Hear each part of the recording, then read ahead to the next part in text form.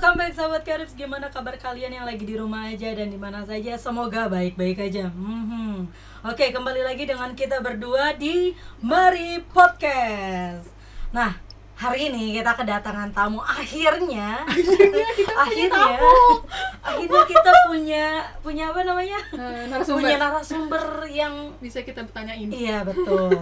Dia adalah narasumber yang sangat amat cantik, terus cerdas juga dan berwawasan luas. Waduh, lebih luas daripada kita lah ya. Iya. Gile, dia Nona Ambon Manise. Ya ampun, gue dong. Gaya banget sih lo. Pede ya. Oke, yang pastinya dia sangat apa ya, sangat sesuatu lah ya. Nanti kalian bakal tahu kenapa kita ngomong kayak dia sangat apa tadi lo bilang? Sangat fenomenal. Enggak. Bukan, sangat kita, sangat ini ya, itu sangat kalian akan kelihatan nanti pas kalian dengarkan dia bicara, oke? Betul. Oke, langsung aja. Langsung aja. Kita sambut dia, Deborah Angelia. Halo semuanya. Halo. Oh my god. Gimana kabarnya Nona cantik? Biasanya gue manggil dia Non sih, karena kan kita sama-sama Ambon ya kan. Iya Non.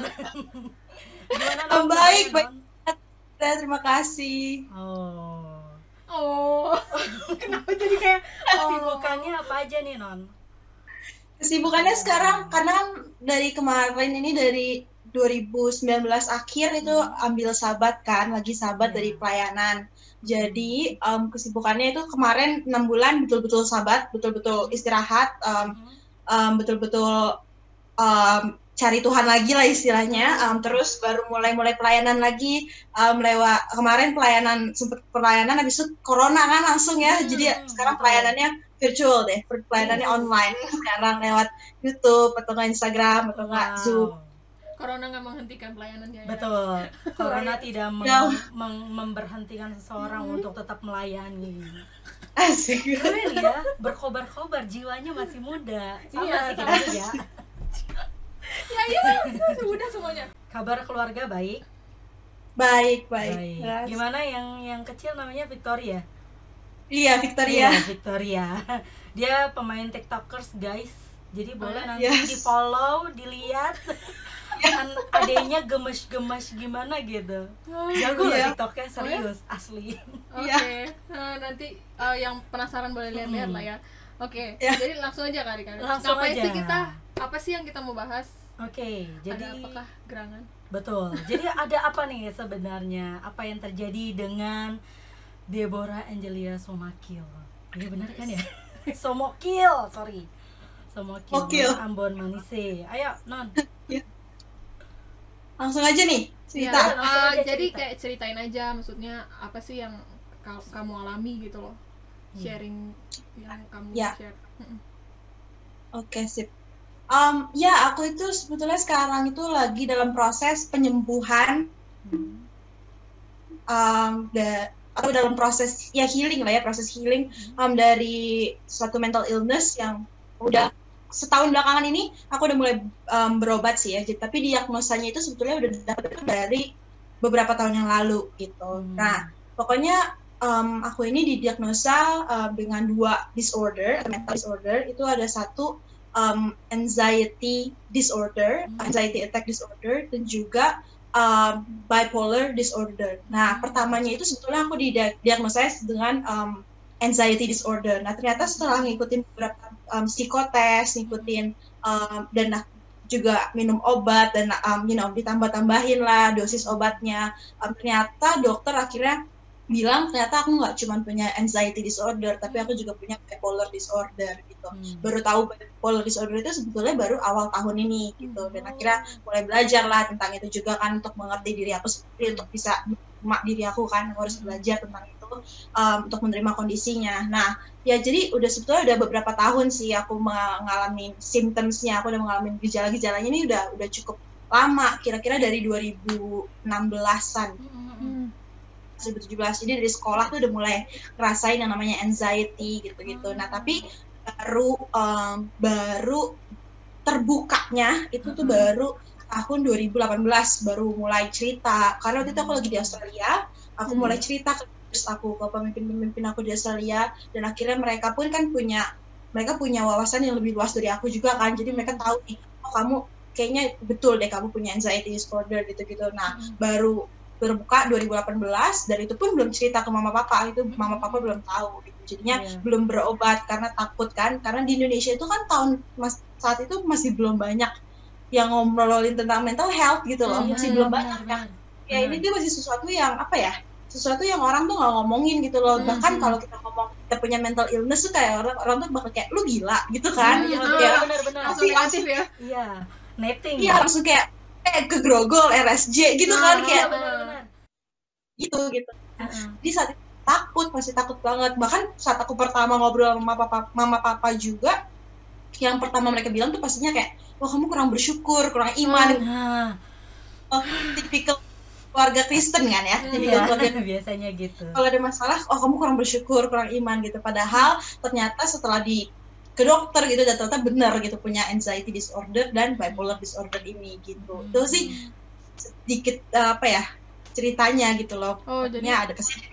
Jadi kamu ngalamin anxiety disorder sama bipolar. Bipolar. Gitu. Jadi, nah kalau misalnya tadi kan kamu udah sempet mention ya, mulainya sekitar di sekolah-sekolah gitu ya, waktu sekolah 2016 ya. 2017. Mulainya dari sekolah, maksudnya kamu tahu bahwa itu mulai dari waktu kamu sekolah itu dari mananya? Kamu nyadar atau kamu udah merasa sesuatu gitu? Right, ya. Sebetulnya waktu masih sekolah itu aku tuh nggak nyadar. Jadi tapi aku udah sekarang aku bilang aku mulai dari waktu sekolah, karena sekarang aku udah tahu bahwa ternyata yang aku alamin saat itu adalah gejala-gejala anxiety disorder gitu. Tapi saat itu aku belum ngerti yang namanya anxiety disorder sebelum aku ke Australia tuh aku belum ngerti, karena di sini kan nggak ada yang ngajarin tentang mental health. Bahkan di gereja atau di youth itu juga kita nggak ngomong tentang gini. Baru ini aja nih kita banyak ngomong tentang mental health, which is good ya. Tapi waktu aku sekolah itu aku belum tahu, tapi aku ngalamin yang namanya anxiety attack itu. Misalnya aku lagi di kelas terus tiba-tiba nangis gitu ya, atau karena awalnya itu sebetulnya karena bullying ya, karena kasus bullying di sekolah, jadinya suka tiba-tiba pulang harus dari sekolah tiba-tiba langsung nangis karena anxiety attack yang datang itu rasa takut, rasa apa ya, itu kan anxiety attack itu kan kayak serangan ya, anxiety attack itu serangan, dia kayak serangan, rasanya juga kayak serangan jantung tuh Diana sih, itu kayak nggak bisa nafas, rasanya itu pusing, tegang gitu kan ya. Dan ternyata saat sekolah tuh aku udah ngalamin itu, tapi saat itu aku kira cuman apa ya, kalau orang tua aku suka bilang kayak cuman moody doang kali gitu loh, kayak anak-anak benar-benar moody doang, galau doang gitu ya. Kayak kamu bosen kali sama sekolah, bisa kayak gitu kan. Iya, dipikirnya kamunya yang nakal gitu ya. Kayak nggak bisa kontrol emosi kamu sendiri, kayak tapi kan itu kan nggak bisa dikontrol kalau belum terkontrol, belum di semacam di treatment juga kan kita nggak bisa kontrol kan. Yes, apalagi saat kita belum tahu ya, belum ngerti, kita kan nggak bisa kontrol sama sekali. Sekarang kalau sih sekarang udah lumayan ngerti ya, jadi bisa menenangkan gitu ya. Tapi kan saat itu aku belum tahu sama sekali kan. Pulang dari situ bisa tiba-tiba, apalagi sekarang setelah aku tahu aku punya bipolar disorder, aku sebetulnya lebih mengerti lagi kenapa saat aku masa sekolah tuh aku tuh bisa punya energi banyak banget, atau aku depres banget saat itu. Jadi itu kan sebenarnya bukan masalah happy sama nggak happy sih, itu lebih kayak ke kalau mani. Jadi kan bipolar itu ada dua ya, ada dua polar ya. Satu itu mania episode, satu itu depressive episode kan. Nah aku tuh kalau mania itu tuh saat sebelum diobatin tuh aku bisa ngapain aja deh, pokoknya main basket belajar kayak apapun itu, karena rasa punya energi dan aku ngerasa aku bisa ngelakuin apa aja gitu. Nah yang kayak itu kalau belum diobatin itu sudah manianya, karena kita bisa ngelakuin apa aja, bisa belanja atau apa aja lah, pokoknya ekstrim jadinya ya. Everything over. Banget, semuanya tuh over, pastinya over banget semuanya, nggak tidur misalnya ya, kayak karena banyak gitu ya. Tapi sekalinya depres itu tuh bener-bener yang nggak mau ngomong sama orang, kayak tiba-tiba moodnya. Kalau untuk aku kebetulan bisa dilihat itu dari ketawa aku tuh orangnya selalu ketawa kan, tapi ternyata over. ketawanya itu kalau aku lagi mania. Ketawanya itu aku bisa kayaknya tuh aku tuh pengennya tuh jadi the center of the group gitu loh. Iya. Aku bisa ngelakuin apa aja kan. Nah sekarang saat aku udah ngerti bipolar ini, ternyata aku udah ngerti bahwa waktu aku SMP, SMA tuh aku kayak gitu karena ini gitu, karena memang aku sudah punya ini dari dulu gitu. Terus mau nanya? Terus ketika kamu mengalami hal itu, kan otomatis ada orang-orang ini yang notice sama kamu ya kan. Nah, ada nggak sih yang siapa aja yang kayak kira-kira tuh notice bahwa kamu tuh kena hal ini gitu kan? Ada something wrong gitu, something atau wrong gimana gitu. Iya. Ini sebelumnya maksudnya? Iya, sebelumnya. Sebelum itu, nah itu Australia. Waktu ke Australia, punya leaders di Australia. Kebetulan saat itu 2018 itu aku ganti leaders dan mulai punya leaders dua orang, udah bapak-bapak gitu ya. Leaders itu maksudnya kayak mentor gitu ya? Sorry, aku jelasin dulu. Aku di Australia itu takutnya beda. Iya, jadi aku tuh waktu itu di Australia itu melayani sebagai misionaris kan. Di situ tuh kita ada ministry kan, ada departemen ministry gitu kan. Nah, waktu itu aku di media.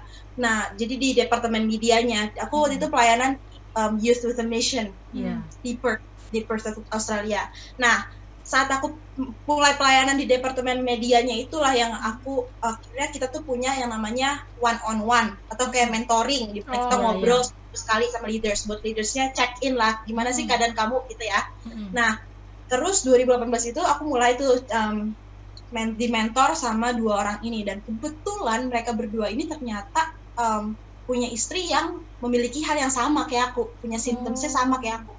Nah, akhirnya mereka yang bantu aku buat buka mata aku gitu, bahwa ternyata ini nggak cuma moody, ini tuh bukan moody, ini tuh bukan apa ya, ini bukan cuma sedih biasa, ini tuh udah lebih dari itu, ini udah karena waktu itu udah cukup sering dan sudah mengganggu aktivitas aku sehari-hari. Dan akhirnya mereka kayaknya kamu ini deh, kamu punya, saat itu mereka bilangnya anxiety disorder. Nah ternyata saat itu aku masih belum percaya karena aku kayak apaan sih, gak ngerti gitu kan.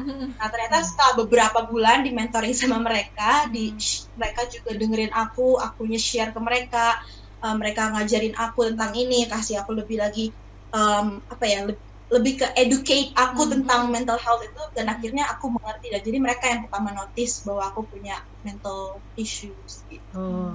Terus apa yang kamu rasakan ketika kamu tahu hal itu gitu loh? Apakah kamu ngerasa jadi minder atau apa gitu kan? Karena kan ada beberapa yang kalau di luar sana tuh kalau kena hal ini tuh jadi kayak malu gitu, terus begitu nggak mau keluar, terus ngerasa kayak putus asa banget gitu kan. Yang tadi kamu bilang mention sebelumnya bahwa kalau kita tahu hal ini maka dianggap orang-orang tuh kita tuh kayak sebagai orang gila, padahal bukan hal itu gitu loh, bukan ke situ, tapi lebih ke kesehatan mental kita. Nah itu apa yang kamu rasakan pada saat itu? Ya aku tuh awalnya tuh malu banget karena again aku saat itu sedang pelayanan ya, dan orang di Indonesia tuh pasti taunya kan kayak Deborah the young missionary gitu kan. Pasti bakal ini anak muda udah mulai pelayanan. Dan akhirnya for a long time identitas aku tuh ya di pelayanan aku itu gitu loh. Jadi aku tuh ngerasa bahwa I'm great because I'm a missionary gitu loh. Aku tuh keren karena waktu yang cukup lama. Jadi saat aku tahu aku punya mental illness, aku pastinya malu dong, takutnya, apalagi yang orang-orang di Indonesia nggak ngerti gitu kan. Jadi aku takutnya kehilangan kepercayaan sama aku, itu paling takut, rasa takut itu. Dan aku bilang ke leaders aku juga, aku bilang ke pemimpin-pemimpin aku bahwa aku malu, takut gitu. Makanya aku nggak ngobrol ke mama papa, nggak kasih tahu mereka. Jadi setiap mereka tanya gimana kabar kamu, aku bakal bilang kayak I'm okay gitu for a long time gitu kan. Dan ya jadinya karena rasa malu, takut, dan ya jadinya minder sih ya, jadinya mengisolasi diri gitu ya dari teman-teman saat itu gitu. Nah setelah kan kamu minder nih, waktu belum kamu tahu kan, sebelum kamu tahu?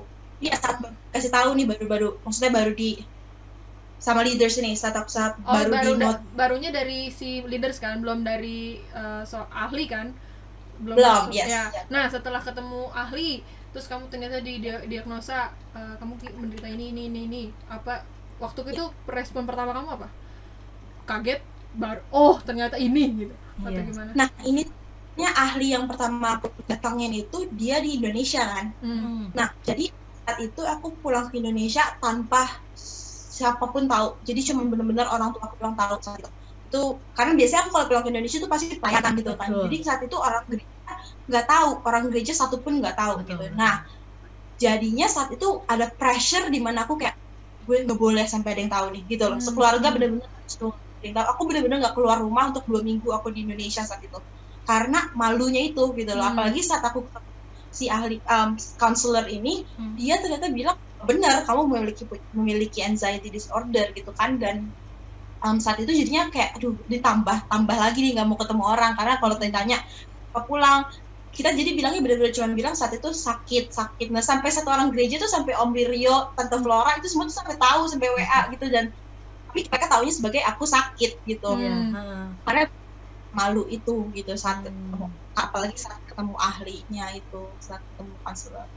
Oh jadi rasanya malu kan. Nah terus abis itu apa yang membuat kamu merasa ya udah deh aku mau lakuin treatment atau mau kayak ada kemauan untuk kayak udahlah gue mau coba beresin atau sembuhin gitu. Karena kan orang kadang-kadang kalau udah ngerasa kayak gitu ada yang suka putus asa, udah kayak udah gue nggak usah ngapa-ngapain lagi, gue udah nyerah, gue nggak mau ngapa-ngapain.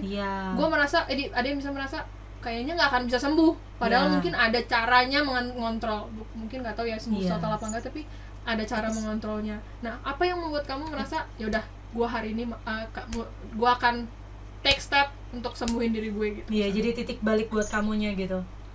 Yes, ya itu ini bagus banget sih pertanyaannya karena pastinya cukup lama untuk aku akhirnya kayak oke, gue mau gini kan, karena kayak tadi dibilang aku juga sempat putus asa awalnya karena selain malu aku juga ngerasa bingung kan, apalagi saat itu aku masih umurnya 17 tahun di mana itu tuh masih umur di mana kita tuh masih nyari jati diri nggak sih? Umur 17 tahun itu di mana kita masih confused banget, apalagi tadi aku bilang untuk waktu yang lama tuh aku kayak ngerasa itu kayak aku tuh apa ya, identitas aku tuh benar-benar ada di pelayanan gitu-gitu kan. Kalau aku kasih tahu orang bahwa aku punya mental illness pasti orang bakal jadi semua confusion kayak gini-gini gitu loh, kayak pikiran-pikiran dan intimidasi yang kayak gini tuh yang bikin aku kayak pengen putus asa gitu loh. Ketambah again saat itu mama papa belum ngerti, jadi selalu dibilangnya udah berdoa aja, udah tengking yang namanya illness itu, ini salah satu yang sebetulnya penting banget untuk diomongin karena mental illness thinking aja, yes, the power of Jesus Christ maksudnya powerful banget dong, pastinya kuasa Tuhan tuh biasa gitu kan. Tapi ada saat dimana Tuhan juga mau pakai dokter dan juga obat-obatan kita gitu loh, bahwa ini adalah the power of others gitu ya, the power of having others in our life gitu, support di kita. Nah itu saat itu aku kan again mama papa kayak doa thinking gitu kan, tapi leader aku ini, pemimpin aku ingat banget suatu siang gitu kita lagi duduk dan dia bilang, Deborah coba deh kamu pakai kacamata nggak? Terus aku bilang iya pakai. Kalau kamu pakai kacamata berarti artinya iman kamu kurang nggak? Terus aku bilang enggak, kan aku butuh. Ya sama aja kayak kamu datang ke konselor, sama aja kayak kamu minum obat untuk mental illness kamu. Bukan berarti kamu imannya kurang, tapi kamu jaga dan merawat apa yang Tuhan sudah kasih ke kamu. Kita tuh suka lupa bahwa kita suka pikirnya Tuhan tuh cuma mau nyembuhin tubuh kita doang, yang kalau kita lagi sakit secara physically Tuhan mau sembuhin itu, padahal ternyata Tuhan juga mau sembuhin mental illness, Tuhan juga mau sembuhin jiwa kan, Tuhan menciptakan kita tubuh, jiwa dan roh kan. Nah dia ngomong gitulah saat itu aku kayak mulai terbuka, dan beberapa bulan setelah itu, belum hari itu juga sih, beberapa bulan setelah itu setelah aku proses, dan yang titik baliknya itu adalah di bulan Agustus tahun lalu, baru banget kan aku ke dokter itu. Agustus tahun lalu aku lagi quiet time, aku lagi lagi saat teduh di Australia tempat tidur aku, dan aku ingat banget ini salah satu momen yang luar biasa sama Tuhan gitu loh, karena saat itu aku lagi duduk dan aku bilang ke Tuhan aku nggak mau pulang, kalau aku pulang berarti aku lemah dong Tuhan, orang-orang bakal pikir aku nyerah dong gitu kan. Apalagi aku jadi disangka aku kurang iman, aku pokoknya bilang gitu ke Tuhan. Terus aku bilang, aku inget banget aku ngerasa Tuhan ngomong ke aku dengan jelas, dia bilang, Deborah, I care about you more than what you do for me. Tuhan bilang aku lebih peduli sama kamu lebih dari apa yang kamu lakukan untuk aku, lebih dari pelayanan yang kamu kasih ke aku. Saat itu titik balik aku. Saat Tuhan ngomong gitu aku nangis. Hari itu juga aku telepon mama papaku, aku bilang aku mau pulang ke Indonesia untuk berobat. Karena Australia saat itu bisa karena ya itulah insurance ya lebih mahal juga kan. Jadi, itu yang Tuhan izinkan untuk aku untuk pulang gitu. Dan itu saat Tuhan ngomong gitu, saat Tuhan bilang aku tuh lebih peduli dengan kamu, dengan tubuh, jiwa, raga kamu daripada pelayanan kamu. Aku lebih peduli itu kesehatan kamu. Nah itu aku bilang ke mama papa, mama aku mau pulang. Dan saat itu juga mama papa udah ngerti juga, puji Tuhan ya. Jadinya mereka sangat support aku. Dan itu saat aku pulang dan langsung saat nyampe ke sini langsung ke dokter, karena konselor bilang udah harus ke psikiater, jadinya langsung ke psikiater, langsung ambil obat. Sampai sekarang aku minum obat. Sampai sekarang ya, gile perjuangannya. Kalau yang tadi gue lihat kan maksudnya dia tuh ada pertama kan karena menaruh jati dirinya kepada pelayanan, kepada sesuatu, pada sesuatu yang nggak akan bisa berakhir selamanya anyway gitu kan. Tapi dia justru di kalau kita sejak Kristiani bilang ada satu Tuhan bicara langsung sama dia bahwa lu nggak bisa menggantungkan diri lu kepada sesuatu itu, tapi lu harus bergantungnya sama Tuhan. Kenapa? Karena Tuhan care-nya sama lu nya, bukan sama apa yang you lakukan gitu kan. Itu sangat bagus banget sih buat semua teman-teman yang ada di berbagai tempat ini ya kan. Bahwa kita nggak bisa mengandalkan sesuatu yang kelihatan atau baik benda atau apapun yang kita kerjain tuh kita nggak bisa bergantung di situ gitu. Ada something yang lebih besar yang bisa kita pakai untuk bergantung ya kan. Itu Tuhan gitu kan. Oke, kita lanjut lagi pertanyaannya nih. Apa sih namanya, pernah nggak sih ngalamin saat dimana kayaknya orang-orang tuh treatnya kok aneh ya sama gue gara-gara tahu ini gitu? Karena kan pasti ada dampak ininya kan ke sekitarnya. Ada nggak alami hal-hal seperti itu? Yes, kayak saat aku udah tahu aku punya penyakit ini. Iya, udah. Yes, ada banget. Apalagi justru saat aku masih di Australia tuh, saat balik lagi dari Indonesia terus balik ke Australia tuh tahun lalu. Nah itu orang-orang tuh terus aku kayak kasih aku waktu apa ya, kayak mereka tuh kasih aku apa ya, kelonggaran dalam pelayanan gitu. Dan itu aku ngerasa kayak kok gue jadi di-treat beda gitu ya, kok gue jadi kayak kayak ngerasa lemah gitu, ngerasa lemah gitu kan. Aku kayak ngerasa kayak aduh kok gue jadi gini. Dan itu ternyata sebetulnya problemnya itu bukan orang yang terlihat aku, problemnya itu karena aku masih ngerasa bahwa kalau aku dibantuin sama orang tuh berarti aku lemah gitu loh. Padahal all that they wanna do itu betul-betul untuk bantu aku kan, yang tadinya mereka untuk bantu aku dan support aku gitu. Tapi itu sih dan juga waktu pulang ke Indonesia orang keluarga tapi yang belum ngerti ya, keluarga yang belum ngerti, keluarga besar itu pasti ngomongnya kayak udah buang obat itu tuh juga salah satu yang bikin aku kayak apa ya, bingung gitu. Karena kan sebetulnya minum obat itu nggak dosa gitu loh. Minum obat itu sangat legal, maksudnya halal gitu ya. Berarti kita lemah juga, padahal kayak sama kayak penyakit yang lain, bahwa obat itu perlu gitu untuk kita menjaga, istilahnya kayak kalau kita menjaga stamina kan ya, kayak perlu untuk menjaga jiwa aku gitu secara mentally gitu lah, mental health. Itu sih dua hal itu yang jadi karena apa sih namanya bukan respon sih, kayak semacam special treatnya yang agak merasa kayaknya this is not necessary sih sebenarnya. Gue masih fine aja sebenarnya gitu kan. Jadi treatment ya. Terus habis itu ada nggak yang mau disampaikan, maksudnya kalau bagi teman-teman nih yang di luar sana gitu kan, kalau mereka ketemu yang sama seperti kamu gitu, ngalamin hal yang sama, menurut kamu sebagai orang yang mengalami itu pengennya seperti apa sih? Walaupun kita nggak bisa mengharapkan orang untuk respon atau treat kita sebagaimana kita mau, betul. Kita kan nggak bisa mengendalikan orang, tapi at least kita punya pengertian gitu loh. Kalau bisa kalian tuh kayak gimana sih, orang tuh kayak gimana sih ke orang seperti kamu gitu? Sebetulnya ada beberapa sih. Kayak satu, jangan pernah mengecilkan orang karena mereka punya mental illness. Jangan pernah kayak, oh lu nggak usah deh, lu nggak usah ikut deh, kan lu punya anxiety attack, nanti kalau nggak nanti lu tiba-tiba kena panic attack gitu ya, kayak gitu ya.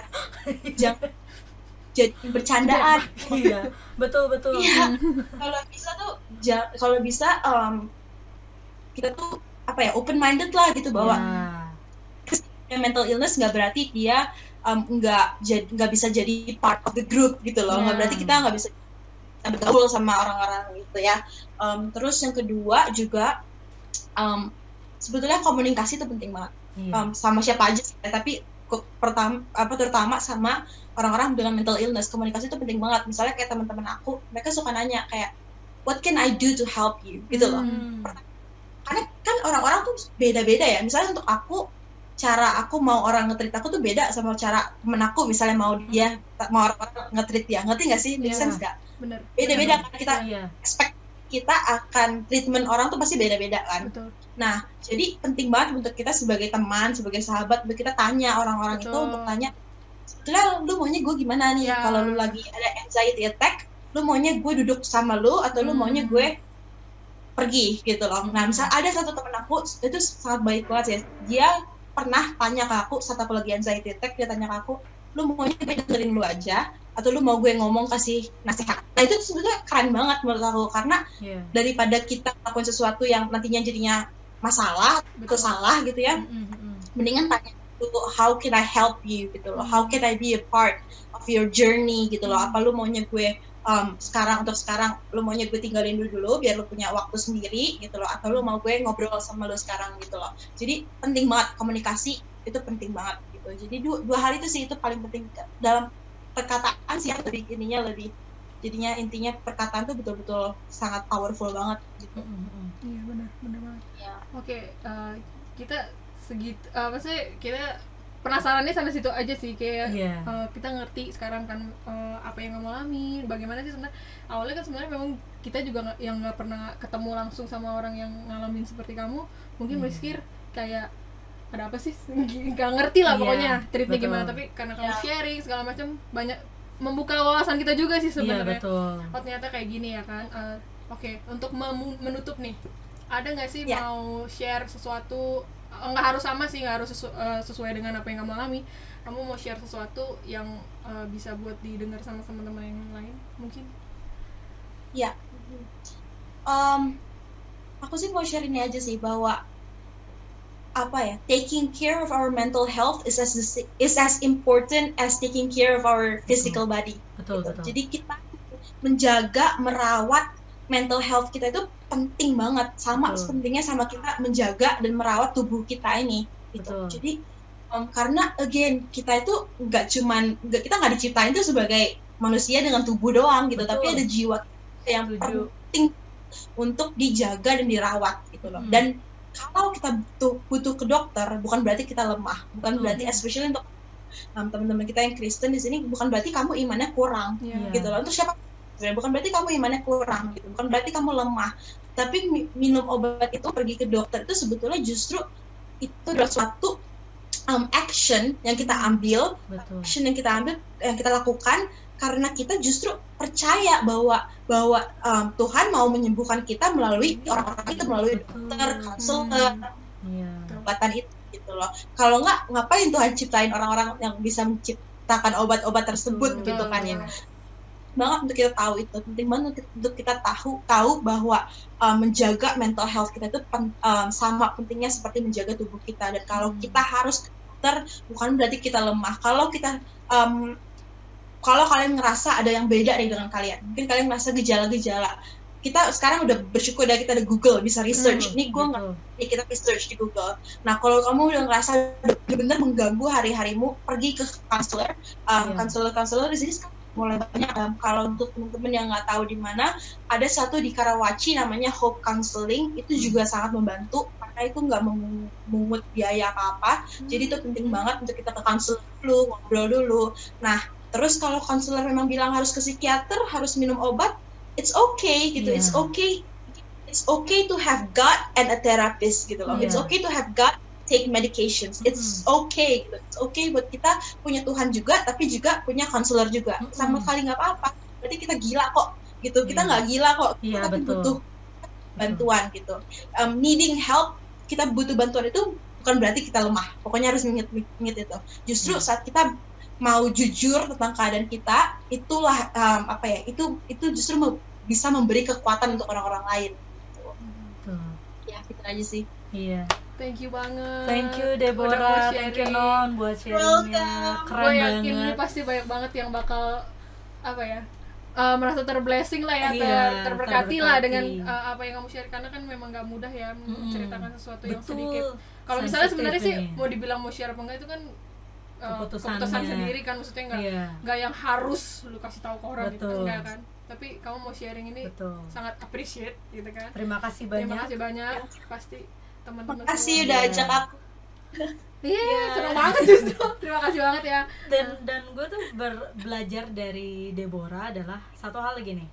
It's okay to be not okay gitu. Jadi lu nggak apa-apa untuk menceritakan keadaan lu gitu, karena memang itu yang terjadi. Tapi lu nggak boleh terus-terusan larut dalam kekurangan lu itu. Tapi lu harus bangkit gitu loh. Aku do something. Gimana? Sorry, tadi aku ngepost satu di Instagram setelah baru hari ini, karena aku baru ngedapetin suatu revelation lah ya, baru ngedapetin suatu pola. Don't be ashamed of your mess, because what you think is a mess could be a message for other. Jadi apa yang kita itu suatu mess, suatu hal yang berantakan, suatu hal yang kayak misalkan kita bisa lihat mental illness atau apapun itu sebetulnya bisa menjadi suatu kekuatan untuk orang lain. Jadi jangan malu untuk ngobrol atau untuk menceritakan tentang kelemahan kita atau masalah kita, karena kita nggak tahu betapa orang di luar sana butuh ngedengerin itu. Buat mereka juga tahu bahwa mereka nggak sendirian loh, gitu loh. Buat mereka tahu bahwa mereka ternyata nggak sendirian, mereka nggak gila kok, mereka bukan the worst people on the planet Earth gitu ya, bahwa kita semua punya masalah gitu. Jadi sebenarnya sharing about our problems itu bahkan akan membantu orang-orang lain di luar sana juga sebetulnya. Jadi tanpa kita ketahui ternyata orang-orang di luar sana banyak yang diberkati ternyata karena kita cerita tentang masalah kita, tentang mental illness kita gitu. Jadi don't be ashamed of your mess, itu penting banget. Ya. Nanti kalau misalnya ada yang pengen tahu nih tentang Deborah nih, boleh nanti kita taruh Instagram sama ada YouTube juga sih. Iya, ada YouTube juga anyway. Terus IGTV-nya di situ share banyak banget. Ya mungkin kalau ada yang bisa bahasa Inggris ya boleh, tapi kalau misalnya nggak ngerti udah telan aja dulu. Telan. Ngerti nggak ngerti pakai bahasa apa kayak, yang penting telan aja dulu. Kita ya. Iya. Enggak lah. Iya. Pokoknya apa sih namanya, sama ini sih tadi kalau gue lihat ya si Deborah tuh kan sempet sharing banyak orang di sekitar dia sih. Kalau menurut gue yang cukup berpengaruh juga dalam hidupnya, yang journey-nya dia, karena kayak misalnya tadi ada teman yang nanya, lu maunya gue apa? Itu kan itu something yang nggak semua orang bisa punya gitu kan. Jadi kalau bagi teman-teman, coba cari komunitas yang positif, komunitas yang baik yang bisa mensupport kalian, itu sangat membantu, ya kan. Walaupun kalian nggak mental illness juga sih, tetap aja membantu. Jadi teman curhat gitu kan. Kalau stres ditumpuk meledak, bahaya guys. Jadi temukan teman-teman ya kan. Iya betul. Terus udah gitu juga jangan lupa share juga sama orang tua harus tahu gitu kan apa yang terjadi dengan kalian cerita. Nggak harus ceritanya yang berat-berat, tunggu sampai sampai kalian parah dulu, enggak, tapi cerita dari awalnya gitu kan. Oke, segitu aja podcast kita kali ini bersama Nona Shantix, Nona Manise. Terima kasih banyak Deborah. Semoga ini bisa menjadi berkat buat teman-teman juga, bisa saling support satu dengan yang lain. Buat teman-teman yang mengalami hal yang sama dengan Deborah, tetap semangat, tetap maju terus, jangan minder. Mudah-mudahan video ini menjadi encourage buat yang mengencourage kalian untuk semakin baik. Dan mungkin kalau kalian sudah merasa oke, kalian bisa lebih speak up, lebih keluar, jangan sendiri. Betul. You can do it, guys. Ya kan? And you'll never be alone, guys. Because Karib is here. God, Jesus is here. Oke. Terima kasih Deborah. Selamat malam, sampai jumpa. Udahan gitu. kita lagi gitu. Thank you Deborah. Oke guys, gitu aja video kita kali ini. Semoga apa yang tadi udah kita bahas. Semoga mulu ya guys. Iya. Gak apa, semoga itu kan sesuatu harapan, suatu doa, ya kan. Biar apa yang menjadi pembahasan kita kali ini bisa membantu teman-teman semua. Ingat, jangan lupa juga harus ke psikiater juga tadi kata. Iya, kalau misalnya tadi kan dia bilang dia jangan Google udah banyak Googling, kan. Tapi jangan sampai ilmu doang. So tahu ya kan, guys. Oh, gue berarti ini ya, jangan dulu. Tadi kan si Deborah aja bilang dia pergi ke konselor dulu. Mungkin nggak langsung ke psikiater ya kan. Terus konselor dulu, dari konselor itu dia akan kasih tahu, suggest kalian kemana gimana begitu loh guys. Supaya kita nggak sok tahu, ternyata kalian nggak kenapa-napa gitu kan. Iya, jangan sampai lo pada minum obat tidur padahal lo nggak kenapa-napa. Aduh, padahal deh.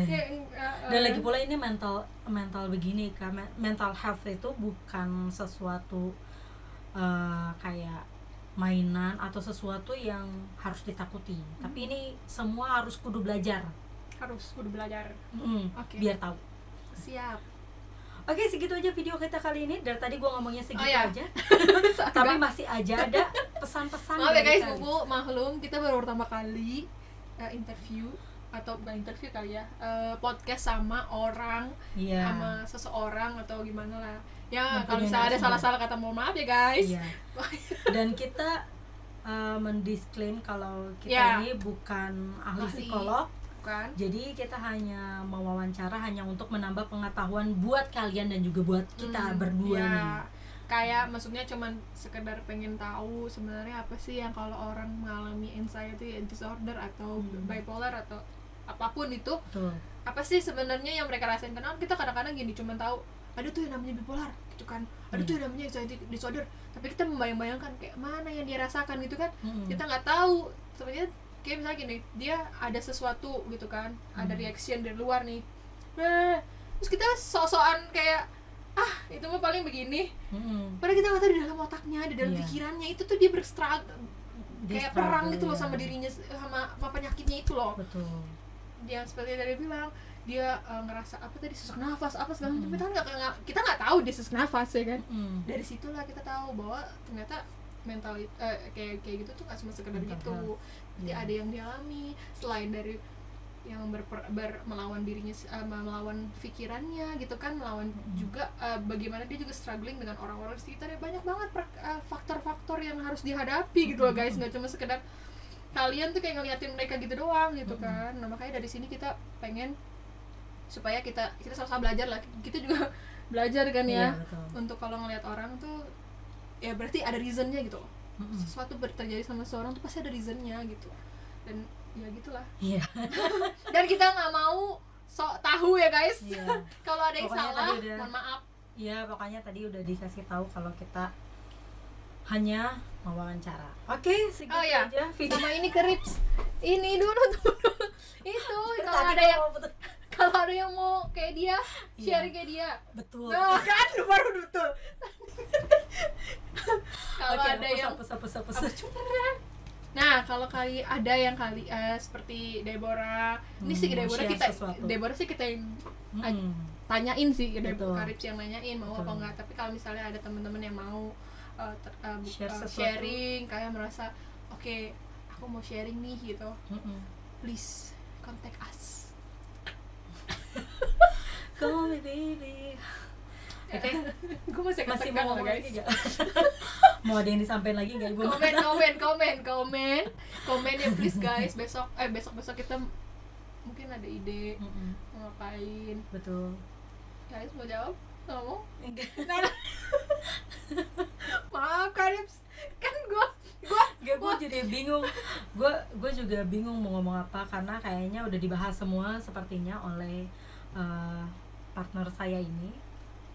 Karena itu fungsinya dia. Saya ini bos. Ya. Saya ini bos, jadi bosan gue ngeliat lo. Bener ya? Enggak. Besok mari podcast sendiri ya. Maksudnya bosan ngeliat gue. Udah tutup lah, gue gak ngerti lagi. Oke, segitu aja guys video kita kali ini. Mohon maaf jika ada salah kata. Walaupun lebaran udah berakhir, tapi mohon dimaafkan. Oke, jangan lupa di like, comment, subscribe, dan share ke teman-teman kalian. Ingat, you are loved, so spread the love. See you on next video. Bye bye.